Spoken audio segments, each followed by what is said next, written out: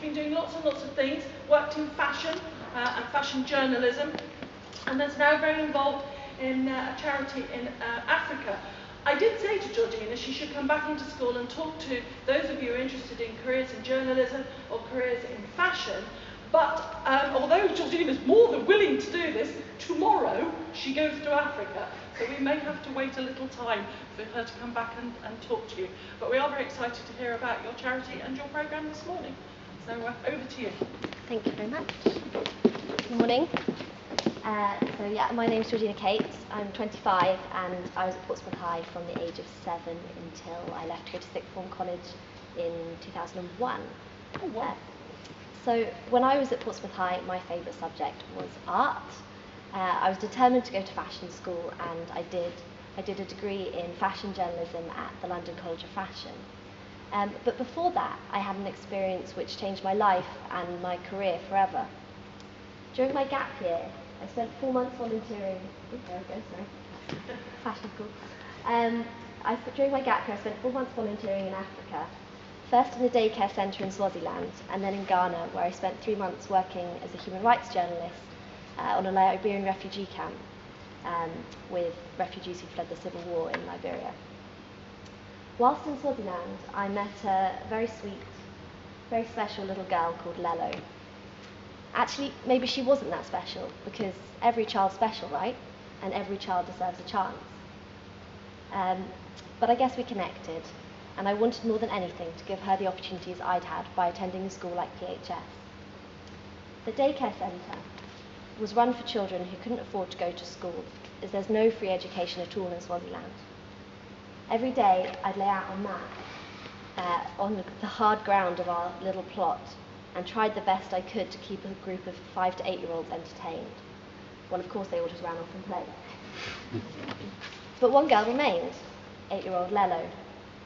She sat with me every day, desperate to learn. When I taught her how to spell my name and hers, she practiced writing them everywhere she could. One day I even picked up my flip-flops and scrawled on the bottom, saw Lelo, Georgie. She's written it in the back of the dictionary. When I returned home, I promised her I would make sure she went to school. Not the easiest thing to organise from the other side of the world, but by saving bits and pieces from my student loan, I managed to fund her way through primary school, beaming with pride every year when I received her report card and saw she'd come top of her class yet again. More recently, I've been paying for food for her family too, as money's tight. When I finished university and got my first proper job as a business journalist, I could finally start saving to visit Lelo again. And this Easter, after 7 years apart, I returned to Swaziland, where I was reunited with my now not-so-little girl. She was 14 in this picture and is now 15. We'd begun talking about trying to get him to boarding school. She dreams of becoming a doctor one day, but to do that, she'd need to go to a university in South Africa, as in Swaziland there aren't actually any medical schools. And to be offered a place at a top South African university, she would need to go to a really good school and get really, really good grades. I took her to interview for the 2 very best schools in Swaziland. This is her special interview outfit. Amazingly, she was offered a place at one of them. This is an enormous achievement for a rural girl in her position, and just seemed to prove her incredible potential. However, now I had a problem, because while one of the schools she'd sat exams for offered a bursary programme to underprivileged kids, the one she'd got into didn't. It'd been hard enough for me to afford kind of £100 a year to send her to primary school, plus more than double that on top for food. So £5,000 for boarding school was out of the question. I started looking for grants, emailing charities and even emailing the government of Swaziland for help, but we were out of luck. So I had another idea. I couldn't afford £5,000 on my own, but if you and your family could put in £50 and your family could do the same thing, and so did everybody else in this room, then pretty soon we'd have £5,000 together, and we could change Lelo's life forever. It's called crowdfunding, using the power of the crowd to fund a project. And using websites like crowdfunder.co.uk, you can ask friends, family, and strangers to each put in a little bit to help you reach your funding goal. Sounds simple, right? Well, yes and no. It took about 5 months to get everything ready, from when I sent my very first tweet sharing my idea with the world, to when I finally opened the doors to receiving funding. And there were lots of sleepless nights in those 5 months, let me tell you. Most crowdfunding websites ask you to offer rewards to your supporters, something to encourage them to pledge their hard-earned cash to your project. These take a lot of preparation, but luckily I have some very talented friends who help me come up with some beautiful rewards. So for example, people who pledged £30 received a t-shirt a bit like the one I'm wearing, and even people who pledged just £5 received a secret gift. And if you're wondering what the secret gift is, come and see me at the end and I'll show you. I also had to build support for my project and give it a name.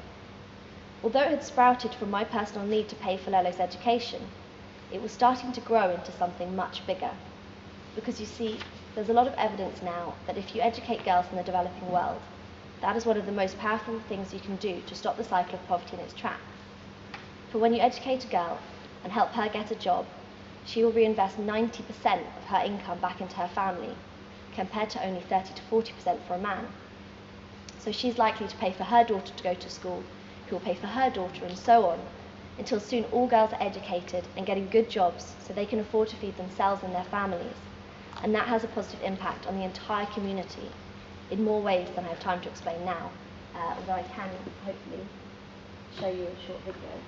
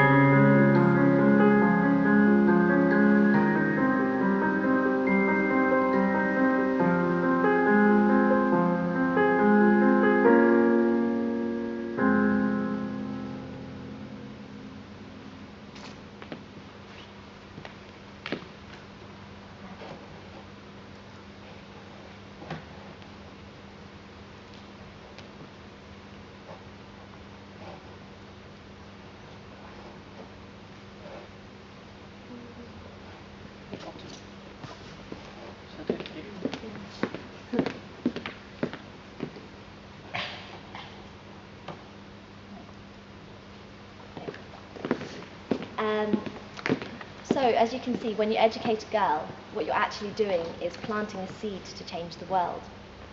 And so I called my project The Seed. Lelo is the first seed who, with our support, can bloom and flourish, and who knows what the future holds for her. Maybe we'll do other projects too, like starting a school, which will plant another seed to change the world. But let's start with this one. So as luck would have it, the 11th of October 2012 was the first ever International Day of the Girl, a day started by the UN to shout loudly about the importance of girls everywhere, their potential, their human rights, and the respect they deserve. This was my chance to engage people with my project. I prepared a simple survey and sent it to 15 15-year-old girls in Lelo's class in Swaziland, asking them where they saw themselves in 15 years' time. I asked a group of girls at PHS the same questions, then sent a press release highlighting the differences to the local press. Before I knew it, the seed was being featured in all the local papers, and I appeared on BBC Radio Solent's breakfast show to talk about the issues, along with Portsmouth High's very own Hannah Porteous from Year 11, who unfortunately is doing mocks today, so I can't embarrass her, although you can listen again to that interview on the blog, www.theseedafrica.com. On the 1st of November, I was finally ready to launch, and over £1,000 was donated in the first 24 hours. It wasn't an easy month, but with a lot of hard work and more articles to the press. This is my crowdfunding page, and that's just a sample of press from the website. The money rolled in, both from friends and family and complete strangers. Some of the biggest and most surprising donations, in fact, came from people I've never met, but who were moved by our dream for Lelo.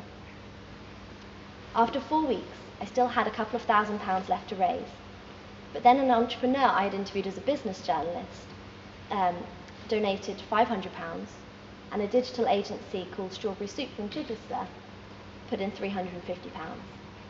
And at last, we not only reached but exceeded our target. To date, we've raised over £7,000, and that will pay for everything we need to send Lelo to boarding school for a year. And the donations are still rolling in, which will hopefully help towards paying for the years to follow. As I stand here today, Lelo's preparing to move to her new school this Saturday, and it wouldn't have happened without the power of the crowd. But what she doesn't know is that I'm flying out to surprise her tomorrow, and will be with her by her side on her first day of school. As coincidence would have it, I've been offered a job as marketing manager for an organisation in Swaziland. Starting the seed has been the hardest, most challenging project of my life, and I've written a dissertation. But it's one of the best things I've ever done. When you find your passion, you wake up in the morning with a smile on your face. You don't want to go to sleep at night, and you know, however hard it gets, that it's all worthwhile. I guess the message I want to leave you with is find your passion. But if you haven't found it yet, don't worry. Or if you think you know what it is and it changes, that's okay too. My mum said to me once, no experience is wasted, and that is absolutely true. You wouldn't say that volunteering on a refugee camp would help me in my career in fashion, or that interning at Vogue would get me a job in Africa. But everything I've done has made me the person I am today, and it's that wide set of tools and experiences which give me something to offer, not just my next employer, but also myself as I choose my next step. So take every opportunity, travel, explore and learn as much as you can, and like a seed, you'll bloom.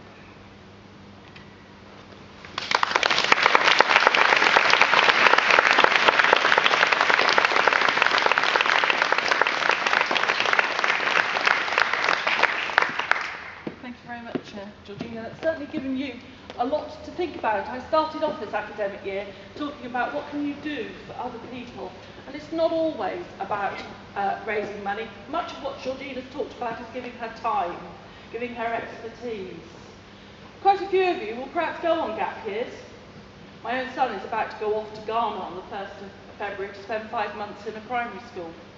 They are life-changing experiences. They are things that perhaps change you in a way that you never expected them to. But unfortunately, not enough cases do they do what Georgina has done, which is turn it into a positive experience for the people who are there. It's not always about what you get out of it. It's actually about what you can give back. And what I particularly like about this story, it isn't taking a little girl out of her homeland and planting her in some public school in the UK, which often also happens through charities. It's about keeping her in her home environment, where hopefully, if she does get to where she wants to be and trains to be a doctor, she will go back to her own community and change those people's lives. And of course, the best thing about it all is that she's a girl. And you know, we constantly talk in a school like this about the power of the girl. And you have a tremendous power to change things for yourself and for others. So I hope you've taken some inspiration out of what Georgina has said today. Thank you very, very much. It was certainly inspiring and informative too. I'm very conscious that we've got to get off to lessons, so unfortunately we haven't got time for any questions, but I'm sure if you email Mrs. Taylor any questions, I'm sure she can forward them on to Georgina, and even in Swaziland. Hello@feedafrica.com. There we are.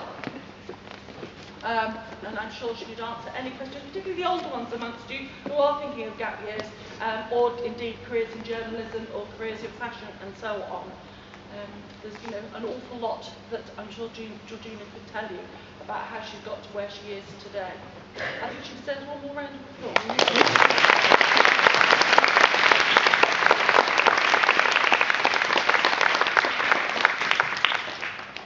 Thank you very much, staff.